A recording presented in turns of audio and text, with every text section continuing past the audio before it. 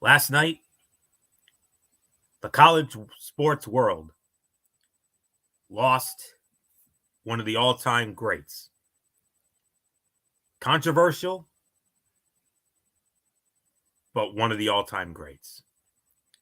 Last night, we said goodbye to Robert Montgomery Knight, best known as the General, and one of the greatest college basketball coaches of all time. Hello, friends, and welcome to the Week 10 edition of TXN Sports World College Football Thursday. I am your host, Anthony Florio, joined by good old MF Michael Fletcher. You see the shot right there, as reported by our own Michael Fletcher yesterday in our TXN Sports World Messenger chat. Robert Montgomery Knight, Bobby Knight, passed away yesterday at the age of 83. And we'll run it down for you. Well, I had thought about, I wasn't sure about what to do with this, but I figured since tonight, with this being a college show, even though it's a college football show, it's still college. And he was one of the greatest college basketball coaches of all time. And he passed away almost a week after his 83rd birthday. He just turned 83 about a week ago. And a week later, he passes away. He started as a player. He played at Ohio State from 1959 to 1962 and won a national championship with the Ohio State Buckeyes in 1960. In his coaching career, he started as an assistant coach at Cuyahoga Falls High School from 1962 to 63, was an assistant coach with Army from 1963 to 1965, and then he became the head coach of Army from 1965 to 1971, and it was during those 6 years his most notable player was a young man by the name of Mike Krzyzewski. Coach K. We know what Coach K did. And then, of course, his biggest claim to fame from 1971 to the year 2000 as the head basketball coach of the Indiana Hoosiers, a school he led to 3 national championships, 1976, 1981, and 1987. The 1981 team featured one of the greatest NBA players of all time. You may have heard of him, Isaiah Thomas. And then from 2001 to 2008, served as the head coach of the Texas Tech Red Raiders. When he called it a career, he had a head coaching record of 902 wins against 371 losses for a winning percentage of .709. National champion as a player in 1960 with Ohio State. 3 national championships as a head coach, all with Indiana, like I said, from 1976, 1981, and 1987. Went to 5 Final Fours, 1973, 1976, 1981, 1987, and 1992. Won 11 Big Ten regular season championships. It started with 4 straight titles from 73 to 76, and then 2 more in 80 and 81. And then in 1983, 1987, 1989, 1991, and 1993. He led Indiana to an NIT championship in 1979. 2 times won the Henry Eba Award in 1975 and 1989. Naismith College Coach of the Year in 1987. 3-time AP Coach of the Year, 1975, 1976, and 1989. 2002 won the Claire B Coach of the Year Award. Big Ten Coach of the Year 5 times, 1975, 1976, 1980, 1981, and 1989. And also won a Naismith Award for men's outstanding contribution to basketball in 2007. Inducted into the Basketball Hall of Fame in 1991. was inducted in 2006, and he led the United States men's national basketball team to a gold medal in the Pan American Games in 1979 in San Juan, Puerto Rico, and then in the 1984 Summer Olympics in Los Angeles. He took the men's U.S. basketball team to a gold medal in that as well. He started, of course, after he graduated from Ohio State. He became the head basketball coach for the Army, for Army, and during his tenure at Army, he gained a reputation for having an explosive temper. He had many incidents in not only in Army, but had a lot of incidents, a laundry list of incidents at Indiana, and of course had some more incidents at Texas Tech. Of course, he was also a broadcaster. He served as a broadcaster for ESPN. We all remember the legendary partnership with him and Brent Musburger, one of the great partnerships in the history of the game. A lot of fun during that. But like I said, his most notable players when during his time at the Army was a young man by the name of Mike Krzyzewski. And of course, we all know Coach K. Nobody knows Coach K better than MF. Because as we all know, Coach K, the Duke Blue Devils, and Coach K, just like Robert Montgomery Knight, one of the greatest, if not the greatest of all time. Especially after what he did to Duke, what he did with Duke, taking Duke to 5 national championships in 1991, 1992, 2001, 2010, and 2015. But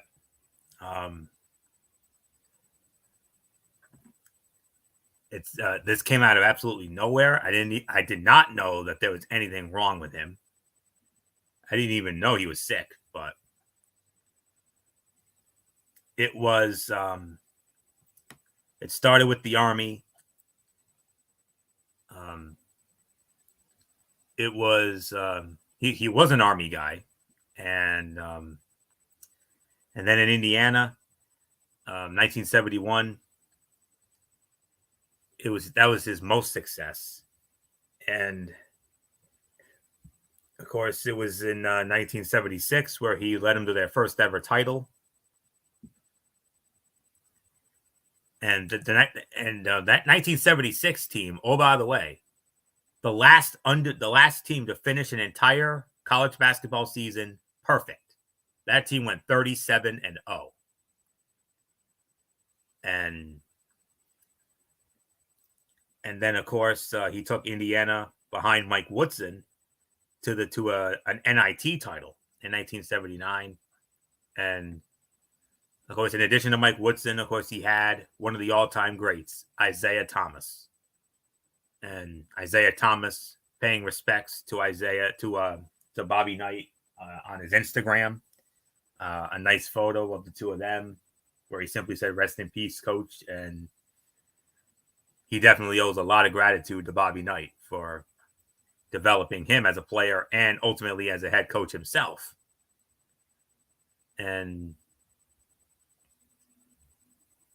of course, unfortunately, the incidents will be more overshadowing. But even with the incidents, you cannot argue the success that he had.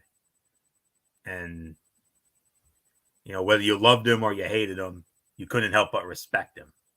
And he will surely be missed. And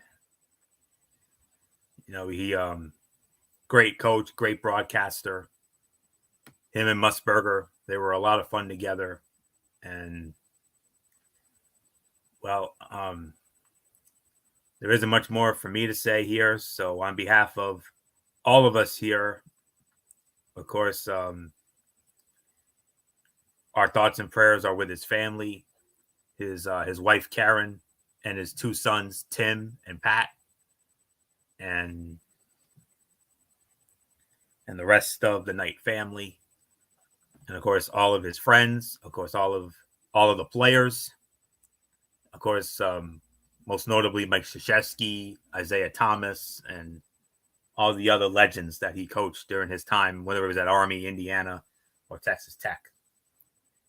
But on behalf of all of us here at TXN Sports World, we simply want to say, like as we always do, to Bobby Knight, we simply very much say, we always say, thank you for the memories. Thank you for the inspiration. But most of all, we thank you for Robert Montgomery Knight.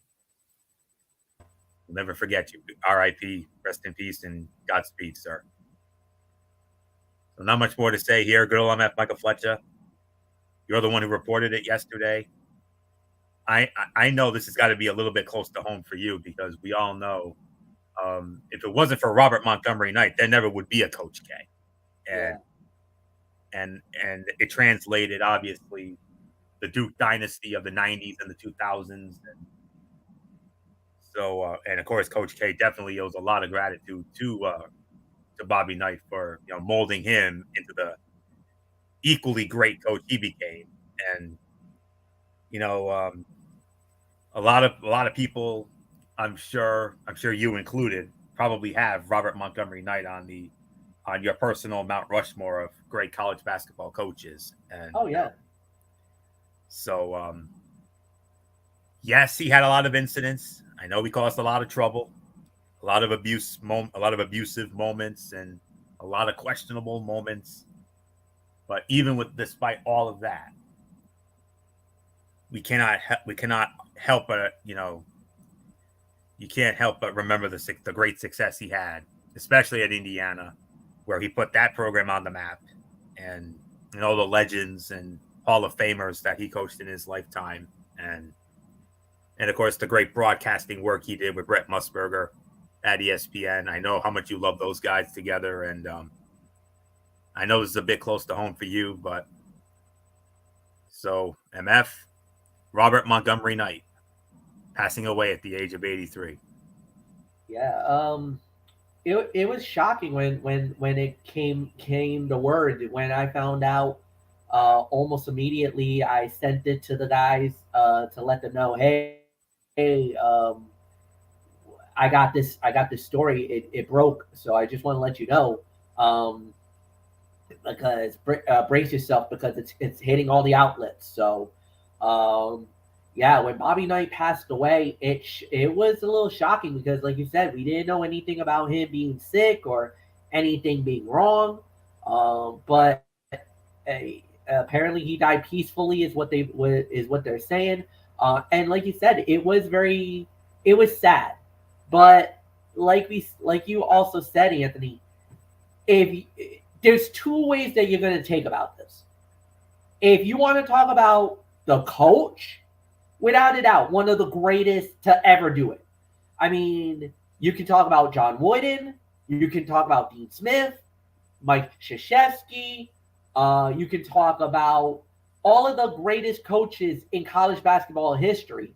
That he is one of them, and I think if you want to talk about a Mount Rushmore, he is probably one of the top 4 college coaches of all time.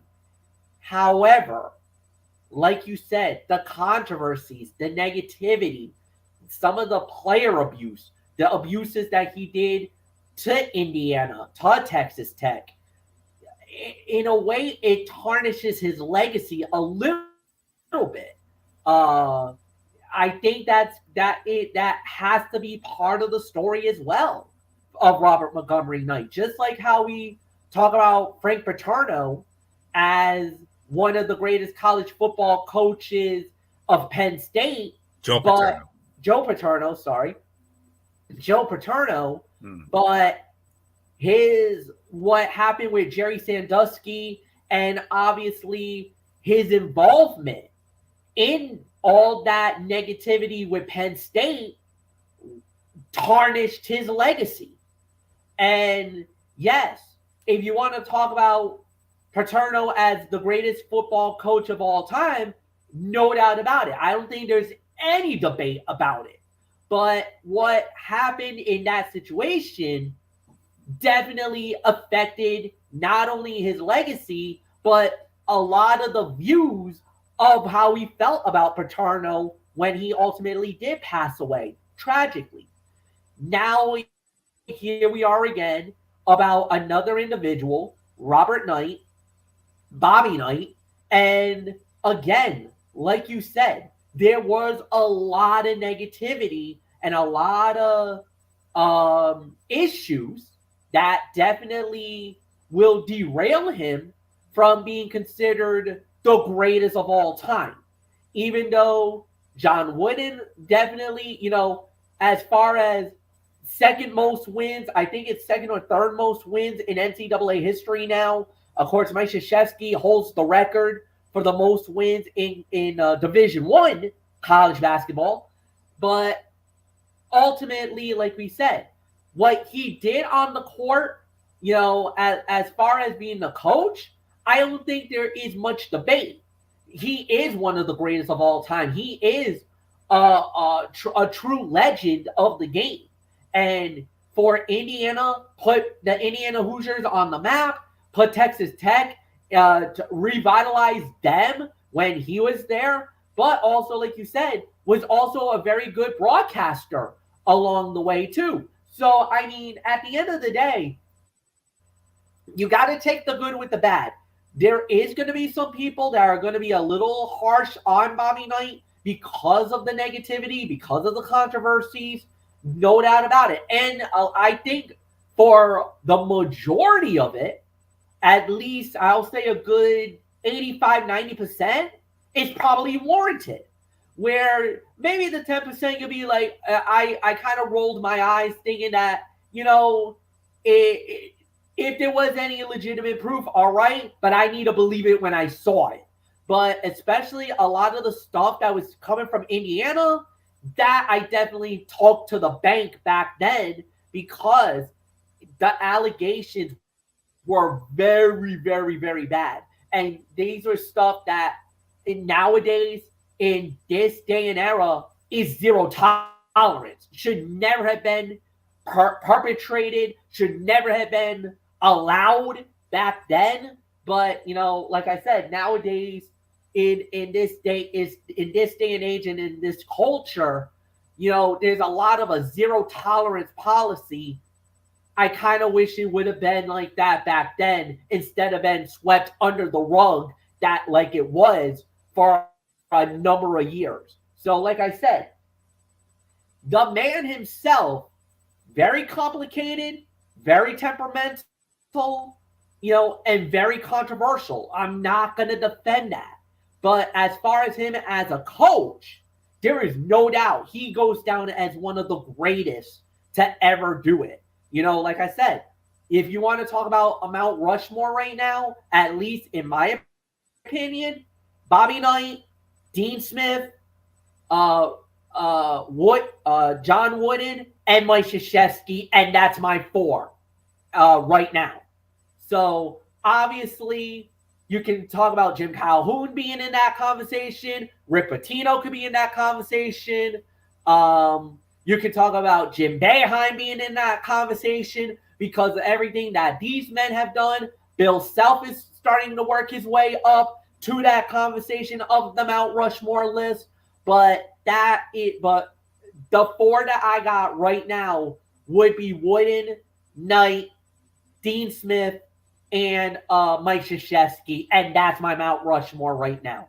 So, yes, rest in peace. Thank you for everything you've done for college basketball, and Godspeed, my friend. Florio, it's back to you. Well said, MF. Well said as always. And as hard as it is to move on, we got to move on. But at least we're moving on to something, very exciting, to say the very least. And that, of course, is Week 10. It's Week 10 of the college football season. And this past Tuesday night on Halloween, the inaugural college football playoff rankings came out. And we are going to go by those rankings in our game previews starting this week and for the rest of the season. So let's set it up. While every game matters in college football, the beginning of November heightens the intensity of each result. The nation's highest ranked teams are chasing a trip to the college football playoff. Many others are aiming for a conference title, and still more are trying to secure bowl eligibility.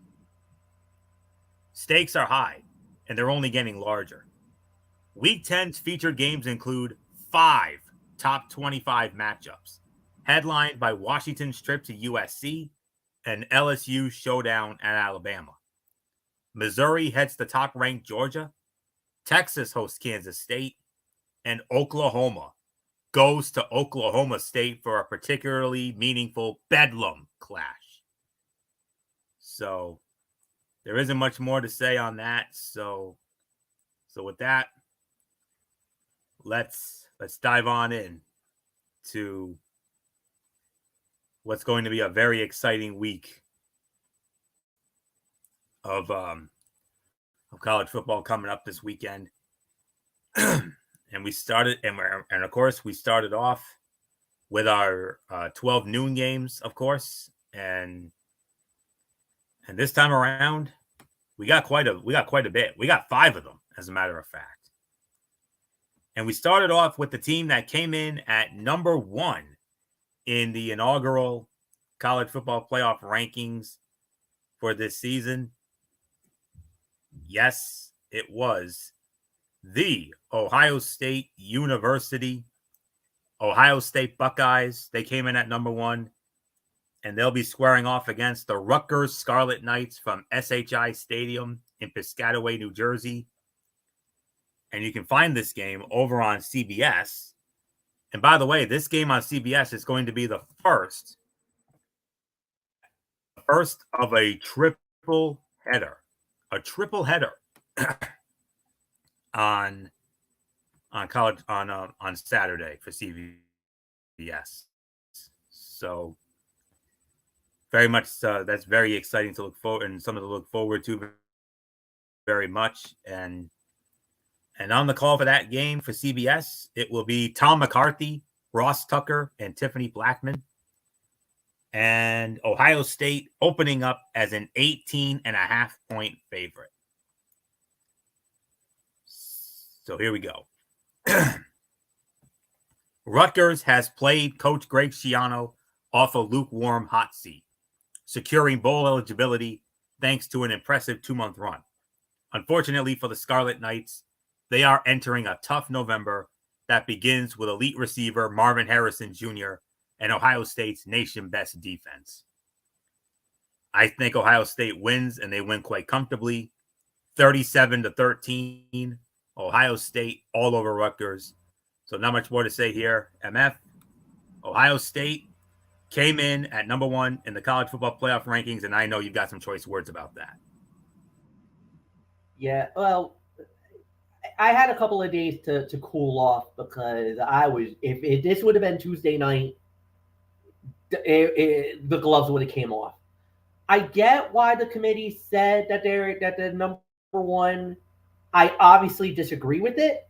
I felt like on it, but the thing is that they had a narrow victory over Notre Dame, and that's the biggest indictment. And some of the games that they've been playing had not been spectacular victories, at least in my mind. They did have a hard fought victory over Penn State, but it wasn't really that big of a blowout. I thought the Notre Dame game, they were very lucky to have beaten Notre Dame in that game. If it wasn't for that last second touchdown at the very end, they would have lost that game. So I think the committee kind of overrated them more than anything else. And I'll give you my reason why I'll say that in a little bit. But I mean, as far as the first ranking went, everybody was upset. Like, I wasn't the only one. A lot of people were upset. Some people felt like, other things were going on. So you got a lot going on. There's a lot on the dish, as we would say. I think Ohio State will win it. They'll prove to the committee why they are number one and worthy of the number one spot. But there's really nothing more to add. So Florio, is back to you. All right, I'm F, and you'll be leading off on our next game, the second of our 5 noon games. And you can make an argument. This may be the game of the of that 12 noon window.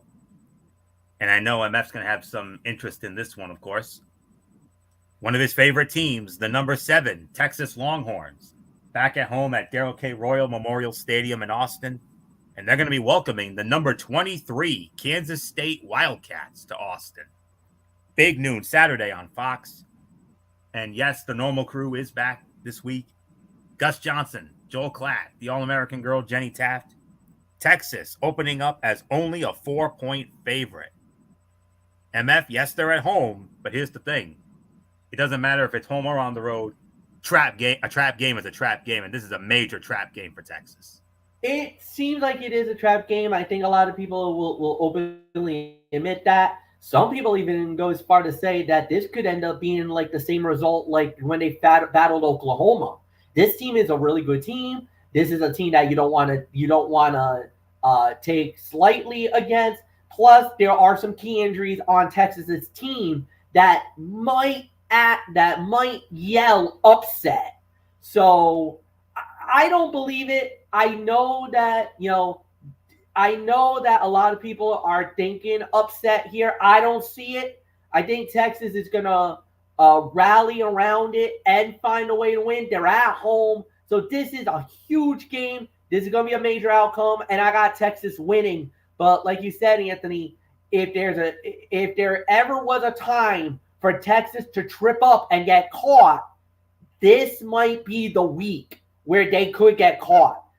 This team on the other side, 23, that ranking is a little bit deceiving because they are a very good team. They've been pushing a lot of teams in the Big 12 to the limit lately, and who knows, if there ever was a time where we could get an upset, this might be it. Like I said, Texas is a little bit wounded. Not all their starters are going to be in the game. So, yeah, no doubt. Trap game, like you said, upset alert. You could even do that. But I do believe Texas will get the job done and they will win. So, Florio, it's yours.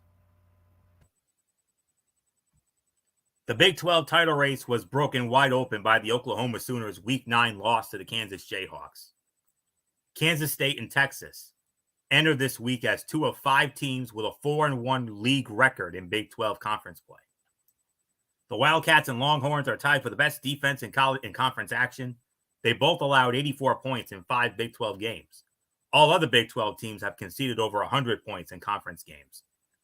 Kansas State played some of the best defensive ball in the FBS over the last 2 weeks, as it held the TCU Horned Frogs to 3 points and shut out the Houston Cougars. Texas limited the BYU Cougars to 6 points last week, and it held 4 opponents to 10 points or less. The Longhorns may be forced to win the game with their defense with backup quarterback Malik Murphy at the helm. Texas would be more dynamic with Quinn Ewers at the helm, but with the starter hurt, it may have a cautious approach against a strong defense. Kansas State is built to play in a low-scoring game, and that could lead to some frustrating drives for the Longhorns, who can do the exact same to the Wildcats. Assuming that quarterback Quinn Ewers is again sidelined, Texas has a slim margin for error. Kansas State has recovered from a surprising loss at Oklahoma State with a dominant 3-game run, outscoring its opponents 120-24, while notching 6 takeaways to 1 turnover. If Ewers were healthy, I would go with Texas. But his absence creates a major window of opportunity for K-State, though. And because of this, MF, I'm actually going to pull the trigger and call for the upset. I think Kansas State can steal it. 24-23. I'm calling for the upset. Kansas State. So, not much more to say there. Let's move on to our next matchup. And it features the number 10 Ole Miss Rebels at home at Vaught Hemingway Stadium in Oxford, Mississippi. And they're going to be welcoming the Texas A&M Aggies. And you can find this game over on ESPN. And And on the call for this game will be Joe Tessitore, Jordan Rogers, and Katie George. And Ole Miss opening up as a 3-point favorite. So let's dive on into this matchup. Last month, Texas A&M managed 20 and 13 points, respectively, in losses to Alabama and Tennessee. That subpar level of offensive production in key games is concerning for a trip to Oxford, even as Ole Miss is not as strong defensively as Alabama or Tennessee. I'm going with Ole Miss to win this game. My final score, 27-20. Ole Miss gets by Texas A&M. So with that, MF, your thoughts as Ole Miss hosts Texas A&M. I agree with everything you just said. I feel like Ole Miss is definitely the better team out here, and I do believe that they'll get the job done. So, yeah, give me Ole Miss to win it as well. So, Anthony, back to you. All right, MF, and the the next 12 noon game. Oh, here's another good one here. Kansas State and Texas may be the game, but this game's right behind it. The now number 15 Notre Dame Fighting Irish on the road against the Clemson Tigers at Memorial Stadium in Clemson, South Carolina. This game on ABC. And on the call for this game, Sean McDonough, Greg McElroy, and Molly McGrath. Notre Dame opening up as a 3-point favorite. MF, I mean, what a disappointing year it's been for Clemson. I mean, it all started with that embarrassing loss to Duke in their opener. They never really recovered from that. They've had a few moments here and there. But Notre Dame, look what Notre Dame has done the last 2 weeks. I mean, what they did to USC was one thing. But, whoa, man, what a whooping they put on Pittsburgh. Wow. So with that, MF, Notre Dame, Clemson, I'll be honest, I was feeling a little iffy about this game, but I'm starting to feel a little more confident, but not fully there yet. But Notre Dame and Clemson should be a good one here. I think, honestly, Anthony, I don't know if you can actually hear me or not, so I'm just going to free swing this. No, I can hear you. Okay, good. I was a little afraid that I was getting that my connection was getting dropped, but I'm gonna go with Notre Dame. I feel like they're the hotter team. They got the hotter hand. You know, after what they played through earlier on. Yes, there was a couple of hiccups along the way, but like you said, I feel like Clemson is a mess. They have not gotten better through the season. There's been a couple of hiccup games here and there, but they've been very inconsistent on the field. And I like what Notre Dame's been doing, especially the last 2 weeks. Nah, man, I got the Notre Dame Fighting Irish not only winning the game, but winning this very comfortably. I think this is at least a 2-touchdown victory. So I got Notre Dame winning this game, and I'm thinking double digits here. So, yeah, Anthony, it is all yours. Yeah. Since the overtime loss to Florida State, Clemson has topped 20 points just once and has not cracked 400 yards. Notre Dame, meanwhile, has been a consistently above-average defense and excelled in recent wins over USC and Pittsburgh. Clemson still has plenty of talent despite its record and is at home, but trends favor Notre Dame heavily. I agree Notre Dame wins, but I think it's going to be closer than you think, MF, because this is still Clemson, man. And it's in Clemson. If it was at Notre Dame Stadium, then maybe I would consider going with that comfortable win. But Death Valley is not an easy place to win. But I do believe Notre Dame will get the job done. It's not going to be anything like what they've done to USC and Pittsburgh. I think Notre Dame will eke it out. I think they'll steal it. 26-21, Notre Dame defeats Clemson. Final high noon game here. The number 17 Tennessee Volunteers back at home at Neyland Stadium in Knoxville, and they're going to be welcoming the UConn Huskies to town. And you can find this game over on this is on the SEC Network. Dave Neal, Derek Mason, and Alex Chappelle will have the call. Tennessee opening up as a 35.5-point favorite. So I think we all know where this is heading. Okay. Well, finally an easy one. It's a well-timed tune-up game for Tennessee before playing at Missouri and home to Georgia. Yikes. Tennessee should win rather comfortably. 41-10. I'll go as far as to call this my lock of the week. 41-10, Tennessee all over UConn at Neyland Stadium. So, MF, nice. Here's a nice tune-up cupcake game for Tennessee against UConn. But then they got to go to Missouri and then host Georgia. Yikes. Yeah. To me, honestly, Tennessee should win this game. And like you said, this is a tune-up one. The Missouri one, I'm not as scared about. Then you got Georgia. Then that's a different story. But I think Tennessee wins this. Anthony, next game. All right, and we move on to a 2 o'clock kickoff here, as it will feature the number 18, the now number 18 Utah Utes, once again at home at Rice-Eccles Stadium in Salt Lake City. They're going to be welcoming the Sun Devils of Arizona State. You can find this game over on the Pac-12 network. And according to my announcer sheet, it says to be determined because I don't have the announcers for this game. But that's all right.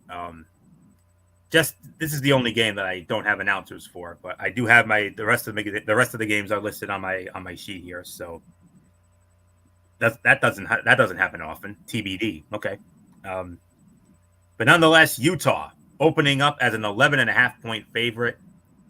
MF. I mean, this is one of the many things we talk about during the football season on college and the NFL side. Get right games, and if there was ever a time for a get right game for the Utah Utes, they damn sure need it after Oregon literally kicked the door down and made themselves at home.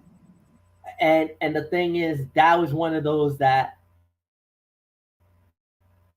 I was afraid that was going to happen, and it did.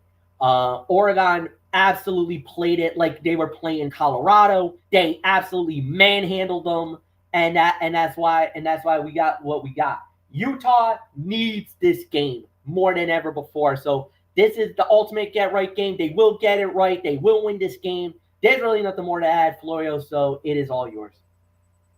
Absolutely. For a month, Arizona State played close but not quite games and endured 3 one-score losses. Finally, the Sun Devils found the win column with an upset of Washington State last weekend. However, a trip to Utah, especially after the Utes lost to Oregon in embarrassing fashion, is a tough encore. Utah should win somewhat rather comfortably, 24-13. Utah gets the job done and gets back in the win column. So not much more to say on that. We move on. We have a 2:30 kickoff next, and it features the number 25 Air Force Falcons at home at Falcon Stadium in Colorado Springs, Colorado. And they're going to be welcoming the Black Knights of the Army. CBS Sports Network is where you can find this game. And on the call for that one will be John Sadak, Randy Cross, and Tina Servasio. Air Force opening up as a 17.5-point favorite. Saturday afternoon in Denver, Air Force is aiming for the Service Academy sweep to retain the Commander-in-Chief's trophy. Rivalry games can always get strange, and 6-loss Army might hang around longer than expected. However, after watching the Black Knights lose to UMass, an upset feels improbable. This magical season will continue for the Air Force. I got Air Force winning this game. I think they'll pull away late. 24-14, Air Force defeats Army and retains the Commander-in-Chief's trophy. So there isn't much more to say on this. MF. Air Force, number 17 in the AP poll, 25 in the college football playoff rank, the first college football ranking poll here. But nonetheless, this magical season for Air Force, I believe it continues. A win over Army, and the Commander-in-Chief's trophy is theirs once again. Yeah, and that's exactly what you're looking for, because then it basically would be for pride when Army versus Navy happens at Gillette Stadium in Foxborough on December 9th, because of the fact that's the day of the game. So obviously, Commander-in-Chief trophy would no longer be in play if that happens, and I do believe the Air Force will win it. Yeah, and the thing is that I feel like that was a little bit of a raw deal. Hearing what they were saying about that spot, I kind of felt like that was a little bit of an unfair in my mind. But at the end of the day, we'll see what happens. But yeah, I got Air Force winning. So Anthony, it's yours. All right, MF, and now we move on to another loaded slate. We had, you remember we had 5 12 noon games? Mm-hmm. We got 6 3:30 games. So here we go. And we started off, and a lot of most of these are big ones, with the exception of one. But all these other ones, well, 2 maybe, but 3 of them have big implications. And this first one damn sure has implications. Oh, here we go. The number 2. Yeah, that's right. You heard me. Number 2, Maine and Georgia Bulldogs. Back at home at Sanford Stadium in Athens, Georgia. The legendary Hedges, of course. And they're going to be welcoming the number 12, Missouri Tigers. It's the SEC on CBS. The second part of that big triple header on CBS.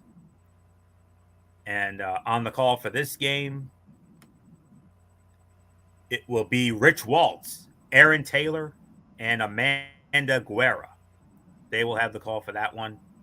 And Georgia opening up as a 15.5-point favorite. So with that, I believe, MF, you started off here. What a way to start the 3:30 slate of action. Number 2, Georgia, at home against number 12, Missouri. One of the biggest surprises, if not the biggest surprise in college football so far this year. Yeah, so far they've had an incredible season, no doubt about it. And this is that game that everybody's talking about. Everybody was wondering why Georgia was number 2. Did they deserve to be number 2? Now they have an opportunity to tell the committee, no, we should have been number 1. We should have been number 1 all along, and now we're going to get to see it. So this is going to be a big one. Can they do it? Can they get the job done? I think Georgia will. I think Missouri's going to give them some fits. I think they're going to give them a lot of problems. But Georgia, they keep winning games. That makes it that much more interesting. So to me, nothing more to say. Georgia wins. Anthony, it's yours. Yes, indeed. And Missouri is different than any other challenger from the SEC East that Georgia has faced. The Tigers possess one of the best offenses in the FBS with 2 incredible wide receivers in Luther Burden and Theo Wease. Quarterback Brady Cook has 15 touchdown passes and only 3 interceptions. Burden has 905 receiving yards, and Wease has 440 receiving yards, and the two receivers have 11 touchdown catches between them. The other offenses in the SEC East have 1 or 2 playmakers, but none of whom match the talent of Mizzou's duo. The passing attack will keep Mizzou in the game against a Georgia defense that allowed at least 2 touchdowns in each of the last 6 games. Georgia's opponents hit the 20-point mark in 3 of the last 4 games. The Bulldogs allowed just 3 20-point concessions before the SEC championship game last season. Winning on the road against Georgia will still be difficult for Mizzou, but it can at least hang around within 2 scores and make life difficult on the top-ranked team in the country, according to the AP, but number 2 overall here. But nonetheless, The storyline is awesome. Missouri has a legitimate chance to take a shocking lead in the SEC East. Last season, the Tigers even put a serious scare into Georgia. That matchup was in Columbia, though, and Georgia began to unleash a powerful, balanced offense in October. It could be close, and I think Mizzou will give Georgia fits early, but I think maybe in the first half, but I think in the second half, Georgia pulls away and wins comfortably. I got Georgia winning 41-24, made in Georgia, all over Missouri. So we move on to our next 3:30 game out of the ACC, as it features the number 4 Florida State Seminoles on the road against the Pittsburgh Panthers. Acrisure Stadium, formerly Heinz Field in Pittsburgh. You can find this game on ESPN. And on the call for that one will be Mark Jones, Lewis Riddick, and Quint Kessenich. Florida State opening up as a 21.5-point favorite. After a blowout loss at Notre Dame, Pittsburgh coach Pat Narduzzi said the team didn't do a good enough job replacing its talent from last season. He has since addressed the comments and perhaps eased the tension, but that doesn't feel like a galvanizing moment for a 2-6 team. Florida State, they're going to kick down the door and make themselves at home at Acrisure Stadium, formerly Heinz Field. 38-14, Florida State all over Pittsburgh. So not much more to say. MF, oh boy. I mean, when it comes to Pittsburgh, as if losing to Notre Dame 58-7 at Notre Dame last week was bad enough. Now you got to welcome Florida State to town. Oh, MF. Oh boy. And the way that Florida State has been playing, man, they look like they are on a mission. They, as a matter of fact, Booger McFarland says that Florida State should be the number 1 team in the CFP right now, not Ohio State. And quite frankly, I don't think you're going to get much of an argument or much of a debate from certain guys. So, yeah, at the end of the day, I do believe that Florida State should win this going away. And I really had nothing more to add. So, Anthony Florio, I give it right back to you, man. Well, MF, I'm just making sure I have my numbers correct here. I got one small question for you when it comes to the next game. Are you ready for some bedlam? Yes, sir. It's bedlam. But what will unfortunately be for the final time, because as we all know, the Oklahoma Sooners are going to be moving to the SEC next year, along with the Texas Longhorns. But the last time we will ever have it, bedlam, the bedlam brawl, if you will. 3:30. Many could consider this maybe the game of the 3:30 slate, although Missouri and Georgia right there with it. The number 9 Oklahoma Sooners on the road against the number 22 Oklahoma State Cowboys, Boone Pickens Stadium, Stillwater, Oklahoma. You can find this game on ABC. And on the call for ABC will be Dave Patch, Dusty Dvoracek, and Tom Luganbill. Oklahoma opening up as a 6-point favorite. And MF, I believe you start off on this one. Unless you're having audio connection issues. No, right. I'm here. I'm ready. All right, you're there. All right. You ready for some bedlam? Yeah, let's do it, man. I mean, this is it. Like you said, this is one of those rivalry games that we look forward to each and every year. But like you said, this is the end.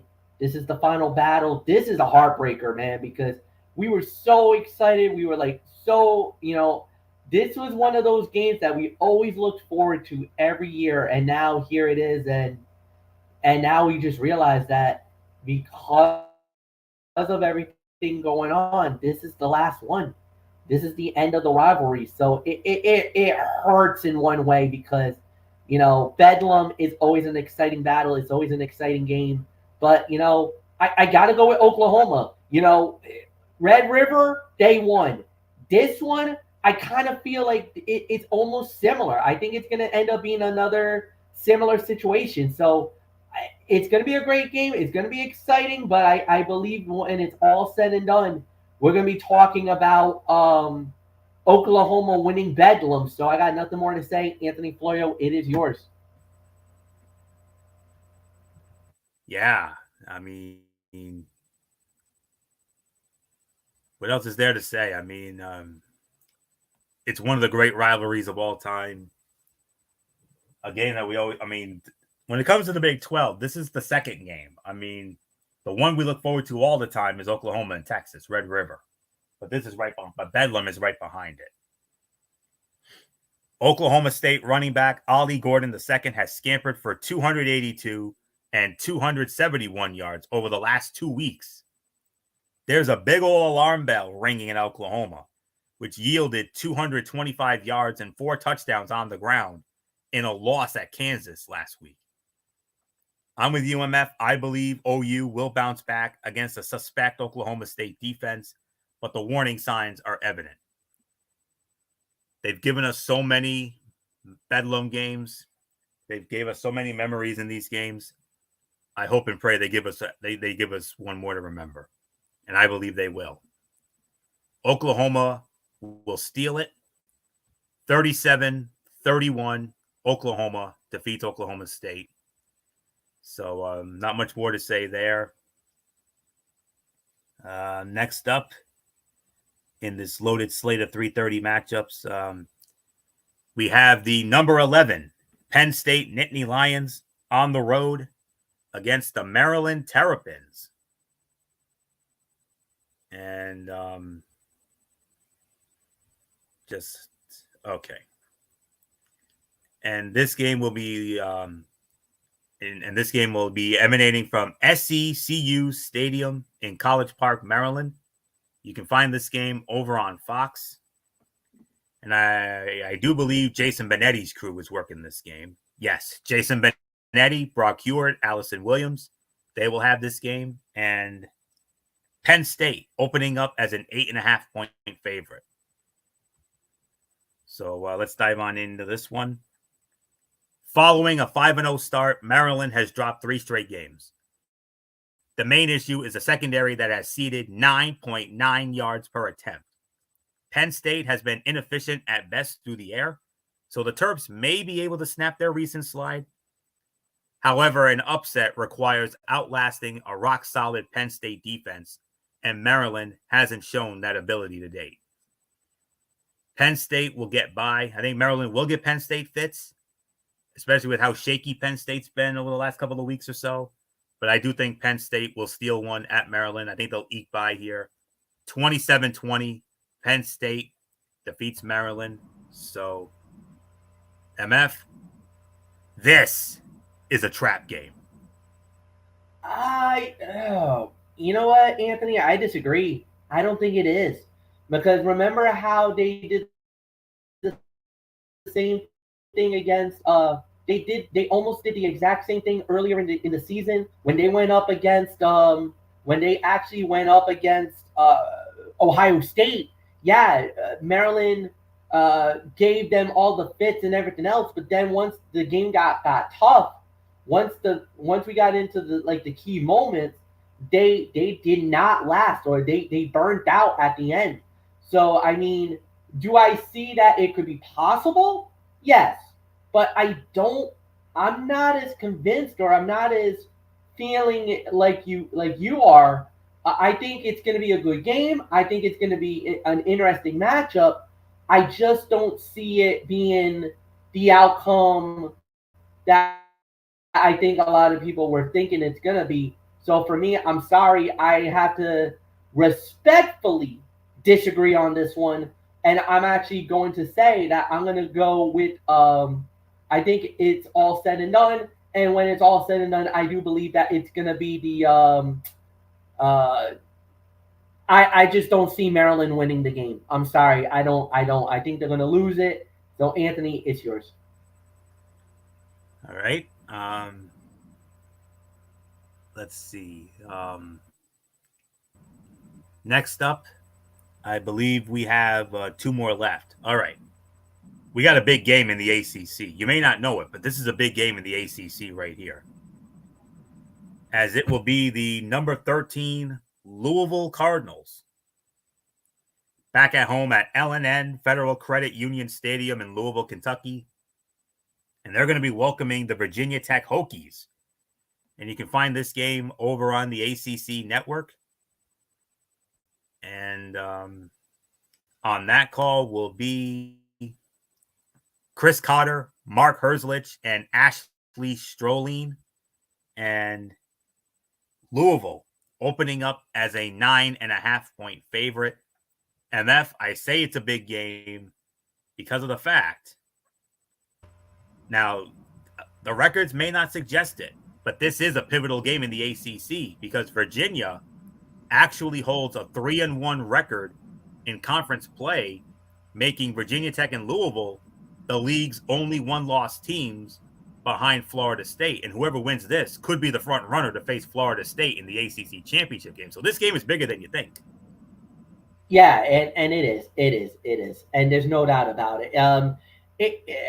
If you really think about it, when you look at it on paper, you're thinking, how on earth is this even bigger? How on earth is this even a significant game? You're thinking there's no way. It's impossible for it to be a significant matchup, but technically, yes, it is, folks. And Anthony, you alluded to it. This is one of those sleeper matchups. Not many people are talking about it because of the fact that the record-wise, the body of work, you're thinking, this is going to be one of those where it could go a number of different ways. At the end of the day, you're looking at a matchup that could have a significant outcome because, like you said, the winner of this game is putting themselves firmly in control that they could be looking at a possible date with Florida State to play for possibly the ACC crown. So at the end of the day, where do you go with this? How do you go? Who you root for, and the whole nine? I feel like it's going to be one of those where it could go down to the wire. This could be quote unquote like a heavyweight championship fight where both teams are going to look really good. Both teams are going to look, solid. It's just who will get the I guess the victory at the end.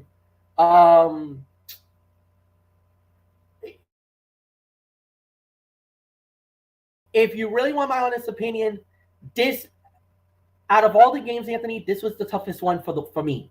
I've been going back and forth. I don't know how this was gonna look, how this was gonna play, and I started and honestly, I'm thinking long and hard here.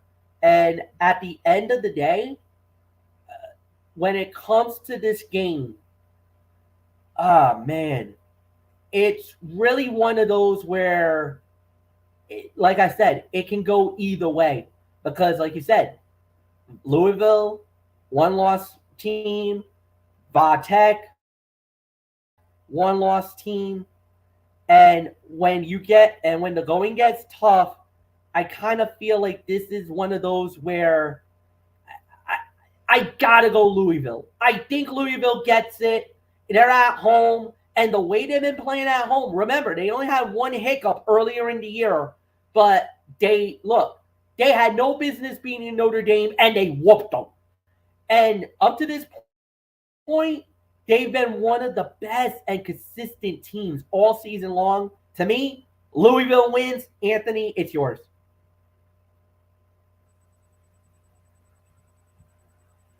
Absolutely. I mean, like I said, the records don't suggest it, but this is a pivotal game in the ACC. Virginia Tech holds a 3-1 record in conference play, making Virginia Tech and Louisville the league's only one-loss teams behind Florida State.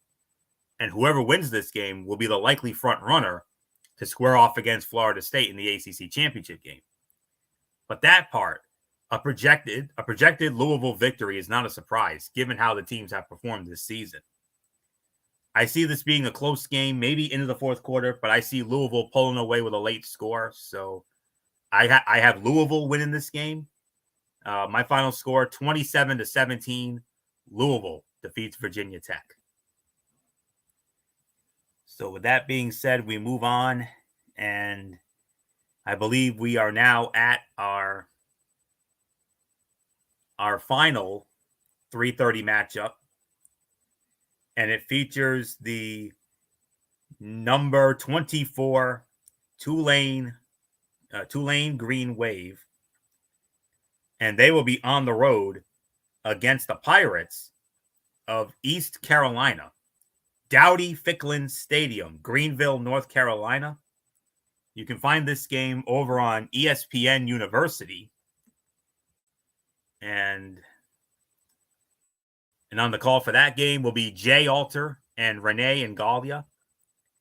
And Tulane opening up as a 17-point favorite.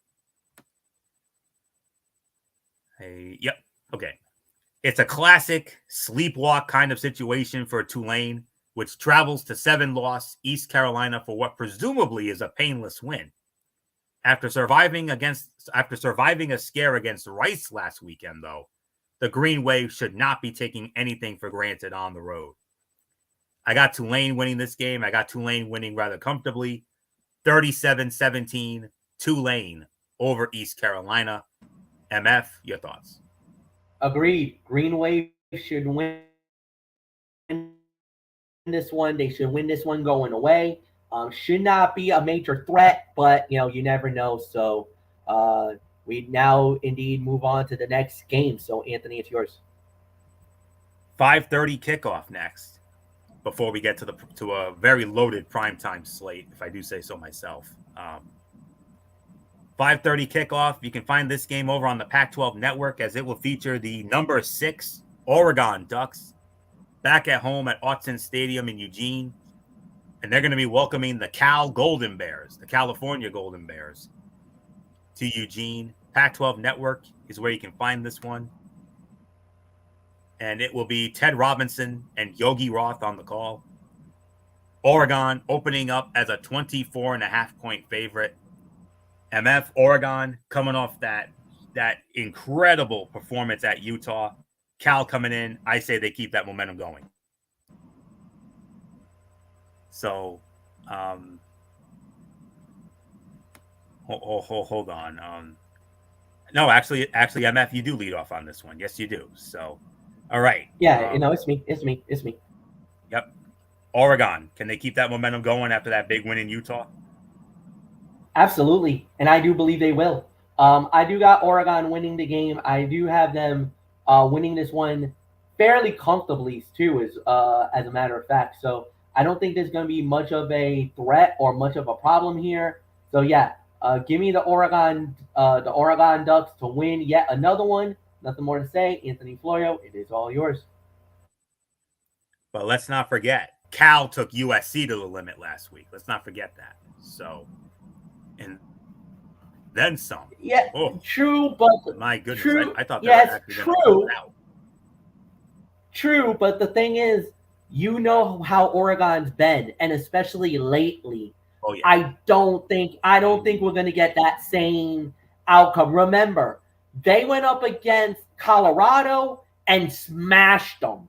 They went up against Utah and smashed them. There is no, in their house in Utah, in their house as well. So no, there is no doubt in my mind that Oregon, they are a team possessed right now. They feel like they let one get away. If it wasn't for that loss to Washington at the end of the season, or that loss to Washington where they lost it near the end, almost at the buzzer. They lost that game by, I think, a couple of yards. If they would have won that game, we'd be talking about them undefeated and them possibly playing in the college football playoff right now. So no, they'd be in. Oregon right now, They are a team possessed. They want another shot at Washington. They want one more shot at Washington to rewrite that wrong at Levi Stadium. Or I don't know if it's in Levi or if it's in Vegas. It's Allegiant. Allegiant. Okay. Well, they want to get another shot at Washington because they know they can beat them. They let that one get away, and I'm certain that if Oregon gets another shot, I think the outcome will be a lot different the second time around. So, no, Oregon is a team possessed right now. They not only want a shot at Washington for that second chance, they want to win that game and get themselves into the college football playoff. If they don't get that, they're the nice consolation prize.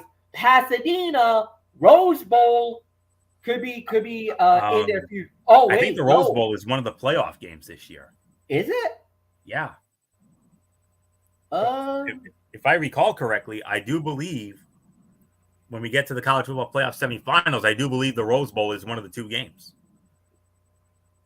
So you know what? I got a funny feeling if a Big Ten team and a Pac-12 team is there at the end, you gotta believe they're gonna throw them in Pasadena. Why not? You know they're gonna throw them into Pasadena because of the fact they're gonna want to keep tradition. They're gonna want to do a traditional thing. Pac-12, Big Ten, that's always been the traditional formula for the Rose Bowl game. So why not? I think the committee knows what they're doing. I kind of got a feeling if a Pac-12 team and a Big Ten team is there at the end, I got a sneaky feeling that might be the Rose Bowl matchup. And it is confirmed. It is confirmed. Rose Bowl and Sugar Bowl are going to be the semifinal sites. So Pasadena and New Orleans. All right. And MF, let's not kid ourselves. I already know for a fact you're praying to the college football god saying, please let me and Anthony have the Rose Bowl, please. Because we all know how much the Rose Bowl means to you. Oh my God. But obviously it's in the committee's hands. Not only that, it's in the team's hands. What? Yeah. What just happened? No, nothing happened. Nothing happened. I apologize for that little awkward spot there. No, nothing happened. Okay. You kind of caught me off guard there. I was like, wait, did something happen? Is there some breaking news? Well, I am keeping an eye on Thursday Night Football. I mean, we got an exciting finish on our hands here. Tennessee and Pittsburgh coming down to the wire. So Pittsburgh up 20-16 with 44 seconds left, but Tennessee is driving. So okay, that's why. Okay. Yep. All right. So if I did something that threw you off guard, my apologies for that. That's okay. That's okay. I wanted to make sure because I heard a what, and I was like, what, did something happen? So all right. But nonetheless, though, I just wanted to confirm the college football playoff semifinal sites: the Rose Bowl in Pasadena and the Caesars Superdome in New Orleans. So, but I know, MF. I mean, could you imagine if we end up getting the Rose Bowl game out of that? Ooh, I know that would be a dream come true for you because I know how much the Rose Bowl means to you. So, but anyways, like I said, Cal nearly stunned USC last weekend, but that can largely be attributed to a reeling USC defense. Oregon has not showed that vulnerability much in 2023. And no opponent has scored more than 24 points in Autzen Stadium. Oregon cruises to another win. 48-21, Oregon all over Cal. So not much more to say. We got 6 games left, and we have we got the primetime games now, and we have a 7:00 game featuring the number 21 Kansas Jayhawks on the road against the Iowa State Cyclones from Jack Trice Stadium in Ames, Iowa. You can find this game over on ESPN. And And on the call for that one, it will be Mike Monaco, Robert Griffin III, and Chris Budden. And it is Iowa State. Iowa State opening up as a 2.5-point favorite. So we got something to think about here. So as I look at this matchup here, this is a massive game for Iowa State, which simply needs one win to reach bowl eligibility. Yet it will be anything but easy. Iowa State travels to BYU, hosts Texas, and goes to Kansas State down the stretch. In other words, this is the most favorable home game remaining, and that's not ideal. Unfortunately for Iowa State, I think Kansas will win, sending Iowa State down a precarious path for the rest of the season. And let's not forget, Kansas coming off a massive win over Oklahoma last week. So I think they're going to continue that momentum. Kansas steals it. 26-23. Kansas defeats Iowa State. So not much more to say here. MF, like I said, Kansas last week, one of their biggest wins in the history of their football program, knocking off Oklahoma at home.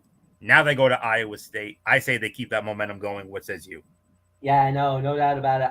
I believe it's going to be Kansas. I think it's going to be Kansas as well. This is going to be a tough game. It's going to be an interesting matchup, but I do got Kansas winning the game. So nothing more to say. Anthony, it's yours. And we just had a big finish on Thursday Night Football. Tennessee was driving, but Pittsburgh got an interception. So 6 seconds left. The Pittsburgh Steelers are going to hold on to defeat the Tennessee Titans 20-16 is the final score. Pittsburgh. Oh boy. Tennessee was just about near the red zone. Will Levis was going for the big shot. He was going for the home run ball here. Launched it. Quan Alexander picked it off. He was looking for. It was Quan Alexander. Yep. Yeah, Quan Alexander with the interception confirmed, and that is it. The Pittsburgh Steelers defeat the Tennessee Titans 20-16. Pittsburgh improves to 5-3. Tennessee drops to 3-5. Told you that was going to be a good game, MF. I told you. So we'll get more into it tomorrow night. Tough loss. Yeah. You were going to say tough loss for Tennessee?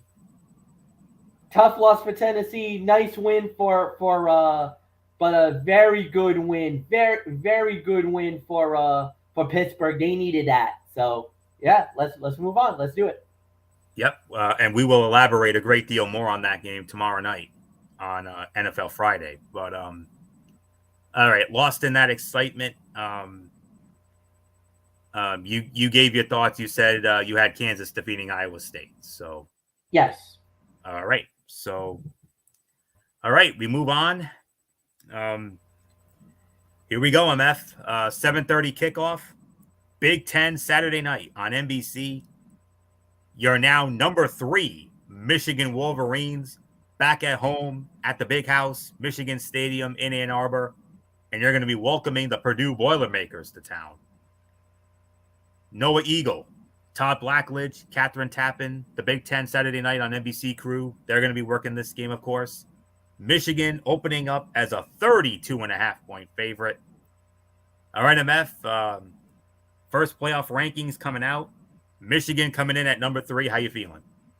I feel confident that we're going to get the win here. I think it was one of those type of things where it looked like it was going to go a different, we'll see how it plays out. But no, I think it's going to be Michigan should win this going away. Plus, with all the negativity and everything going on, I think Michigan is, with all the distractions, all of the stuff about the Wolverines and the sign stealing situation, they're angry. They're angry. They want to take it out, and somebody's going to get it. So Michigan's going to win. They're going to unleash hell on poor Purdue, and there's really nothing more to say. Anthony, it's yours. Absolutely. Outright dismissing any team is unwise, but Purdue hasn't flashed the upside of competing at this level. Michigan has not surrendered more than 10 points in any game this season, and Purdue tallied no more than 14 against Iowa, Ohio State, or Nebraska. Easy win for Michigan. Another one of the locks of the week, 42-10, Michigan all over Purdue. Oh, baby. The double main event is next. The two big games of the week, the two biggest games of week number 10. And we started off with the big showdown in the Pac-12. This is on ABC, the ABC Saturday night game of the week, 7:30 kickoff. The number 5 Washington Huskies on the road against the number 20 USC Trojans from the Los Angeles Memorial Coliseum in Los Angeles, California. A game of this magnitude, only one crew can call this game, and you know who I'm talking about. Chris Fowler, Kirk Herbstreit, Holly Rowe. Washington opening up as a 3-point favorite. Oh, man, what a game this is going to be. Save for Washington's win over Oregon, and it was a vital one. To be sure, neither of these programs played well in October. That only complicates the outlook for a season-defining game. Put simply, I am less inclined to trust USC's flailing defense to contain Michael Penix Jr. than Washington's likely struggles with Caleb Williams on occasion. I got Washington winning this game. I think they're going to steal it in the Coliseum. 41-34, Washington defeats USC in a game I believe will be a 5-star Shakespearean drama classic shootout in the Coliseum. And Michael Penix Jr. takes one step closer to doing what Caleb Williams did a year ago, and that is win the Heisman Trophy. He's my front runner as of right now. Yeah. 41-34, Washington outlasts USC. MF, major, and I do mean major, Pac-12 implications. Number 5, Washington. Number 20, USC in the Coliseum. The first half of our big double main event. Yeah. I think you basically said it all. It's the biggest game of the season right now. It can go either way. Some people are saying that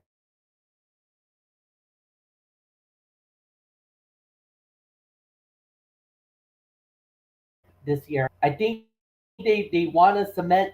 If they win this game, they cement themselves as the team to watch out for. To me, I don't think there's really much more to say here. So yes, I agree. If USC stuns the world, no, but I think Washington does win. So yeah, nothing more to say. Anthony, it's yours. I wouldn't be surprised if USC pulls it out either. I wouldn't. No, not at all. Even though the last couple of games they have struggled. I mean, they got blown away by Notre Dame in Notre Dame, and then they almost got embarrassed by Cal. Hoofa.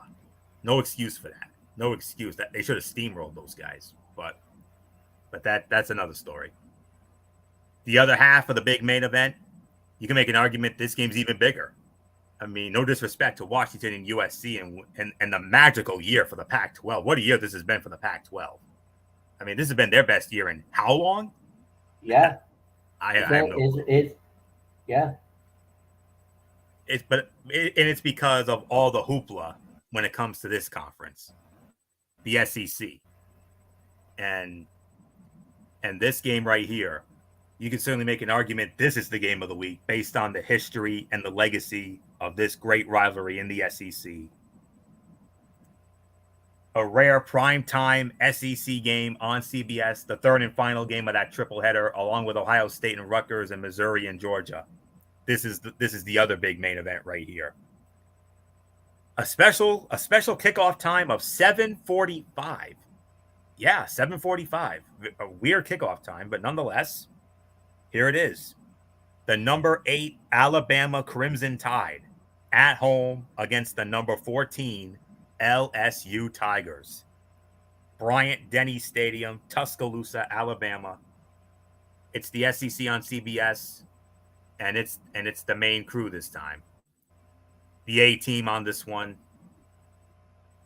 as it will be. But before I get into that, something that just came to my mind. At 7:30 on ESPN2, MF's boy, Pat McAfee, is going to be doing a special college football primetime, and he's going to try to attempt to recreate his version of NFL Red Zone. Wow. That's very interesting. I'm gonna have to give that a look. So it's not only just him, but I do believe I Davis. heard it. It's Reese Davis, and yes, he's in the Thunderdome. He's coming to his Thunderdome. They're going to the Thunderdome, Indianapolis, with the Stooges, Boston Connor, Ty Schmidt, Tone Diggs. I'm pretty sure AJ Hawk will also be in it because they're gonna want to do it. And what they're gonna be doing is, like you said, traditional format, traditional setup. They're gonna have a love seat. They're gonna have all the games because if you go into that Thunderdome in Indianapolis, they got 8 screens that they have in that building, so they can watch 8 different games in that Thunderdome. So what they're gonna do is, with the magic of ESPN, with the thing, they're gonna be going through all the nightcap games, all the games that is on the ESPN family of networks. They'll be able to watch and get into highlights and whatever. So if there's a red zone alert, they can go right to that game immediately. So that's why it's such an exciting time, and that they're doing this on Saturday. Once again, Omaha Productions. This is because of Peyton Manning. Omaha Productions, ESPN. They're trying to think outside the box. They hit it. They nailed it with the Frozen Frenzy about a few nights ago, because even I was like, yo, this is freaking awesome. I wish we were following this all night. But yeah, so that's what they're doing. Okay, so well, here we go, MF. Let's get into it. The number 8 Alabama Crimson Tide at home against the number 14 LSU Tigers. Bryant-Denny Stadium, Tuscaloosa. SEC on CBS. And you know who's working this one, of course. Brad Nessler, Gary Danielson, Jenny Dell. Alabama opening up as only a 3-point favorite. So with that, MF, I believe you lead off on this one. The other half of our big double main event, number 8 LSU, number 14 Alabama, prime time SEC on CBS. Wow. And it doesn't, yeah. And this is one of those games that could define the season. It's going to be a great matchup, no doubt about it. There is a lot of excitement. At the end of the day, I kind of feel like Bama wins, though. You know, I know a lot of people are thinking, I get it. I think a lot of people are thinking that Bama is going to make a game out of this, and I do believe they will. But I just feel like Alabama is just going to figure it out. They'll get the job done. Nick Saban, he talked on Pat McAfee earlier today. This is normally the week that he talks to the guys, and he talked about the big matchup. He talked about the excitement and how his team is really rallied around lately, and it's starting to look like the squad that everybody was talking about. Yes, this is a big matchup because it is a heavyweight championship fight, but at home, under the lights, in this matchup, I you know what? I think it's going to be close. I think it's going to be a great one, but roll tide. I think Bama wins. So nothing more to say. Anthony, it's yours.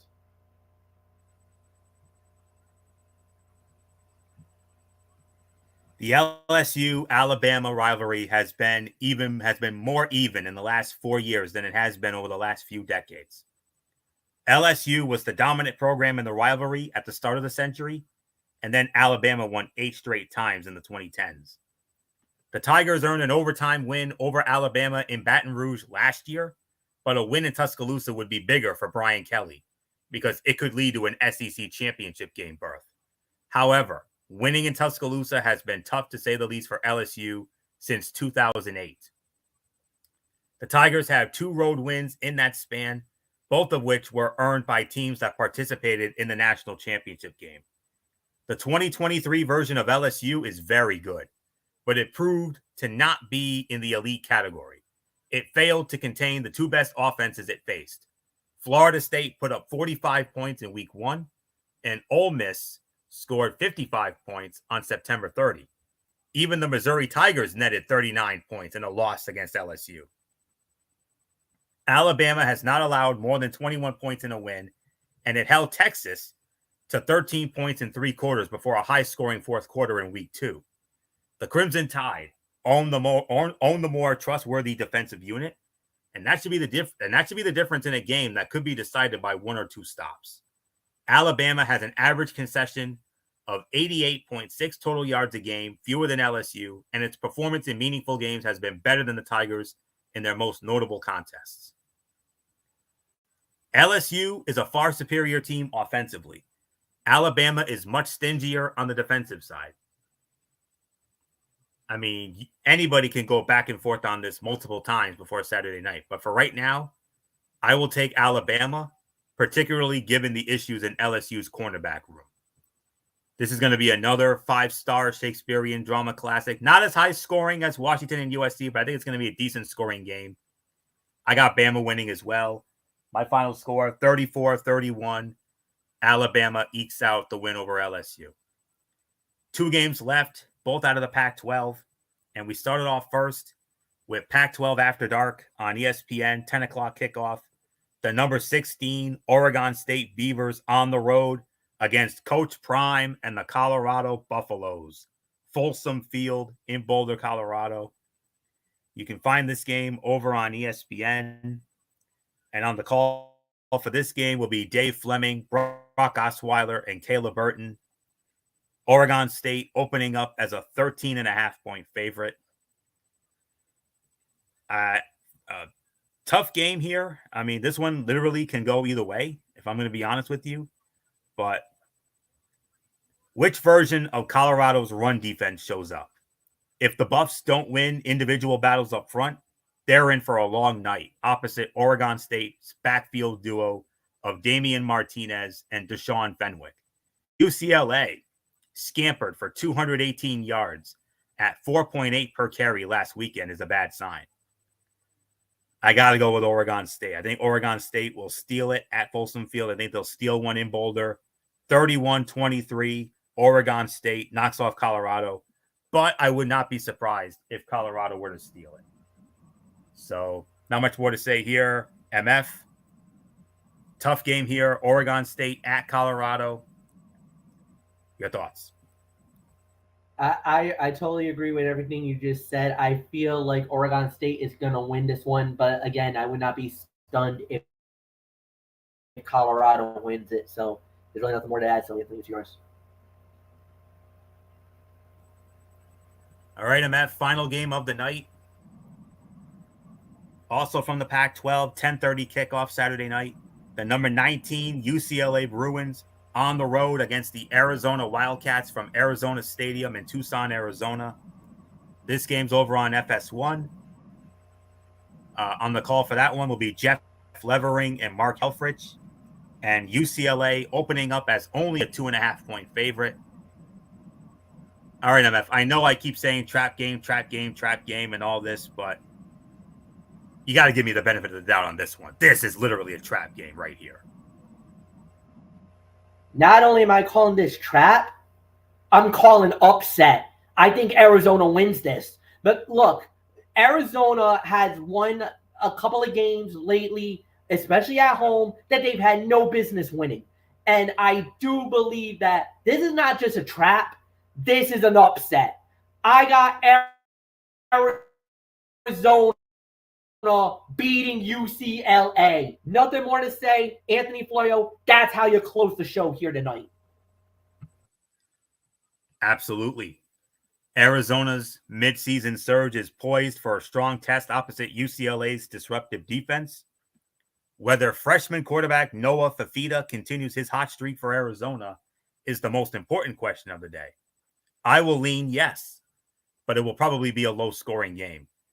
I too am calling for the upset. Arizona upsets UCLA 23-20. And with that, that will put the bow on this Week 10 edition of TXN Sports World College Football Thursday. We want to thank you all so very much for tuning in as always. We'll be back with you again tomorrow night, right back here on the Tone 25, immediately following SmackDown, 10 p.m., right back here. The Week 9 edition of TXN Sports World NFL Friday. We will recap the Titans and Steelers matchup, and we will preview the remaining slate of Week number 9, headlined by the game of the year in the AFC, in Germany, the Miami Dolphins and the Kansas City Chiefs. Other notable games, the Seattle Seahawks taking on the Baltimore Ravens, the Dallas Cowboys and the Philadelphia Eagles in a huge, high-stakes NFC East matchup, and, of course, the Buffalo Bills and the Cincinnati Bengals, not only for the first time since their divisional playoff game in January, but also for the first time in Cincinnati since the scariest moment in NFL history with DeMar Hamlin. And you know that's going to come into play tomorrow night. So that's tomorrow. We'll be back with you. And then after that, Saturday night, NMF, you informed us it'll be a special start time of 10 p.m. as well on Saturday night for the Cerebral Smack Talk. Friday night SmackDown, AEW Collision, and we will also have the recap of the WWE Crown Jewel pay-per-view, because remember, it's a 1:00 start time in Saudi Arabia. So we're going to be able to do that as well. So that'll be on Saturday. Monday night, we do it again. We started off again, Ridiculously Raw, the Monday Night Raw fallout from Crown Jewel, and we officially kickstart the road to the Survivor Series. And a very special Tony's take. I'm not only going to get into Impact Wrestling, but I didn't even know Impact Wrestling had a Impact Plus special. It's called Turning Point over in Newcastle, United Kingdom. I'm going to share the results of that since I didn't get to preview it because I didn't even know they were doing that. So we'll get into that on Monday night. Wednesday night, we got Wednesday Night Madness with MF at 10 p.m. Of course, NXT, AEW Dynamite. And unfortunately, we have to preview a dud Thursday night football game next week. The Carolina Panthers and the Chicago Bears. Oh boy, is that going to be an exciting game? Said no one. And then next week, Week 11 edition of College Football Thursday. This program next week, and provided that these rankings hold up and whatnot, notable games next week. The game of the week next week, unless I see something bigger, Michigan and Penn State. Huge game in the Big Ten. And MF, we get to renew one of your all-time personal favorite rivalries, a rivalry that you grew up with in the 90s. And I know this is a rivalry you hold very near and dear to your heart. When I say Miami and Florida State, you know what you're thinking. We got Miami and Florida State next week. We're going to renew that rivalry. It's going to conjure up so many memories for a lot of folks. Tennessee against Missouri. Oh, we got some big ones here next week. Tennessee against Missouri. USC and Oregon. Utah and Washington. Ole Miss and Georgia. Florida and LSU. And that's pretty much it. We got another loaded slate of games next week, provided the rankings hold up, of course. So that's next week, and that's it. So until tomorrow night for NFL Friday, it's Anthony Florio here for good old MF Michael Fletcher, and in spirit, Michael Bullock, and of course, always and forever, the First Lady, Dee Dee Woodson. You know the routine, everybody. Thumbs up. Talk to you later. Yeah, throw the Fortune 4 style. Bye for now, my friends. God bless. Be good to each other. Have a blessed Friday, and until tomorrow night, for the Week 9 edition of TXN Sports World NFL Friday, you've been watching the Week 10 edition of TXN Sports World College Football Thursday, right here on the Tone 25 on YouTube and StreamYard.com. For everybody who's been a part of this one, for now, Anthony Florio. So long. Bye, everybody. Bye. And rest in peace, Robert Montgomery Knight. We'll never forget you. Good night.